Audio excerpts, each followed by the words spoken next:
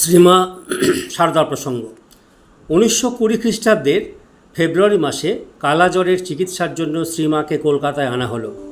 তখন একমাত্র স্বরূপে লীন হবার জন্যই তিনি প্রস্তুত। জীব কল্যাণ লীলার সমাপ্তিতে রাধুর উপর থেকেও তার মন উঠে গেল। যখন দেহে মন থাকত তখন কেবল সন্তানদের আধ্যাত্মিক কল্যাণের জন্য আশীর্বাদ ও প্রার্থনা। নিজেই বললেন, এখন সর্বদা মনটা তাকেই চায়, অন্য কিছু আর ভালো লাগে না। এই দেখো না, রাধুকে এত ভালোবাসতুম, এখন ও সামনে এলে বেজার বোধ হয়। পরের একদিন পরিষ্কার করে বললেন, শরৎকে বল ওদের জয়রামবাটি পাঠিয়ে দিতে। সেবিকা বললেন, কেন ওদের পাঠিয়ে দিতে বলছেন? রাধুকে ছেড়ে থাকতে পারবেন কি? শ্রীমা দৃঢ় কণ্ঠে বললেন, খুব পারবো, মন এখন তুলে নিয়েছি। নমস্কার।